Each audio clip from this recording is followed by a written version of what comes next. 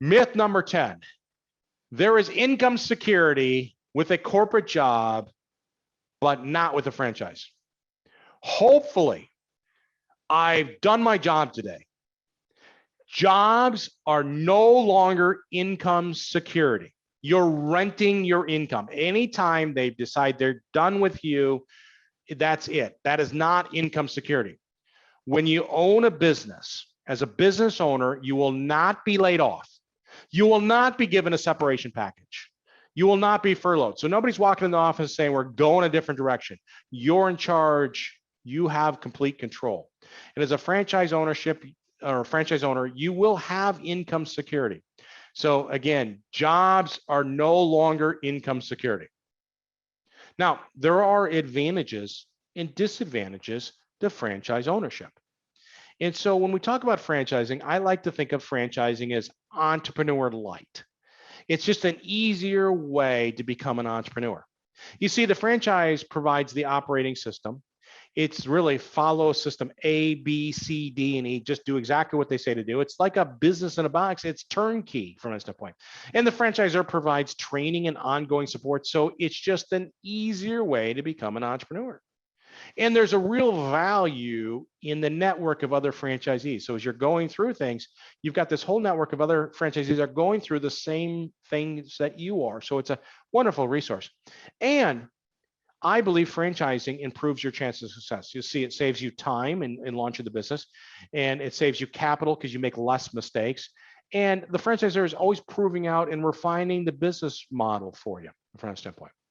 Now, there is disadvantages to franchises, right? So first of all, you have to pay that franchise fee. The rights to use that business model, you're going to have to pay a franchise fee. Again, $50,000, $60,000, $70,000. And for that ongoing support that they're going to give you, you're going to give up a percentage of your revenue, 5, 6, 7%. That's just part of it. They also have restrictions. So they want you to stay within some guidelines. So no franchisee basically ruins the franchise brand for everybody else by doing something crazy. And you must follow a system. That doesn't mean you can't make the system better, but you always follow a system and then you choose to decide if you want to make it better. And a disadvantage of franchise is it's a long-term commitment. You're signing a franchise agreement for 10 years. It's a long-term commitment.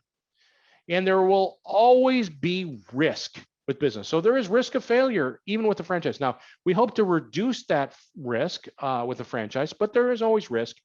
And like with marriage, if you pick the wrong partner, the wrong match, right, it can be a very painful experience.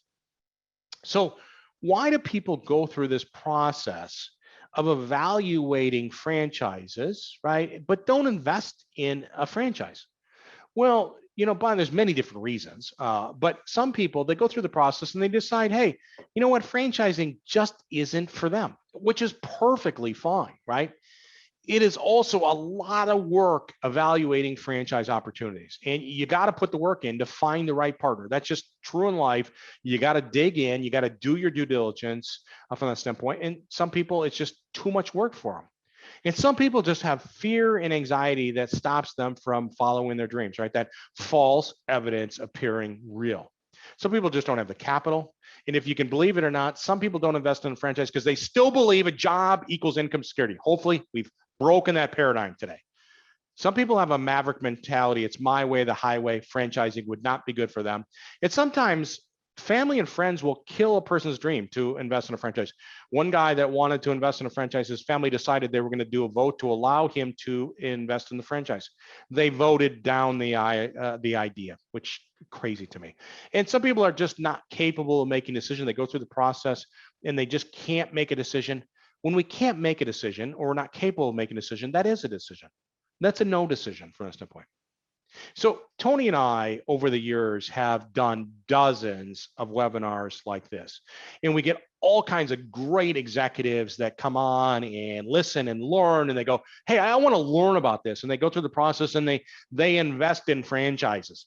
And Tony and I have taken the time to interview them, and they share their success stories with you. So here are some links to some great success stories of people that were just like you on a webinar today, and they were listening, they got engaged, they investigated franchises, they invested in franchise, and here they tell their story. So Jim Griffin, senior level executive, wants to leave the corporate world. He's done with it, decides to open up multiple franchises in multiple different states, kind of in a boutique fitness concept. Great success story.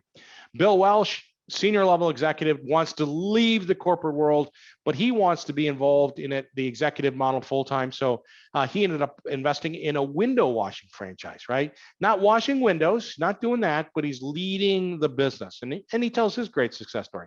John Weiss, senior level executive, entrepreneur, had launched many different businesses, decided that he wasn't interested in going back into the corporate world, didn't want to go through all the work of kind of starting something from scratch. So he saw the benefit of a franchise where they had the recipe. It's just an easier path, that entrepreneur light that I talked about. So he shares his story of opening up multiple salon suite franchise concepts. And Mike Furnish. Furnish, great guy, traditional, want to keep my corporate job, start the franchise on the side. And he shares his journey of how he kept his corporate job and he manages his franchise on the side. And he kind of actually tells us a little bit about how he manages his day. So keeping that corporate job and also managing the business. So if you have more questions, I encourage you to set up a call with me, and let's have a conversation and just talk a little bit about more your situation, your why. Why would you consider an investment in a franchise? I'll tell you a little bit more about how I can help you explore franchise. I'll give you some great resources. I'll give you a copy of my best-selling book, Hire Yourself, which will teach you more about franchising. So I'll give you all these great resources.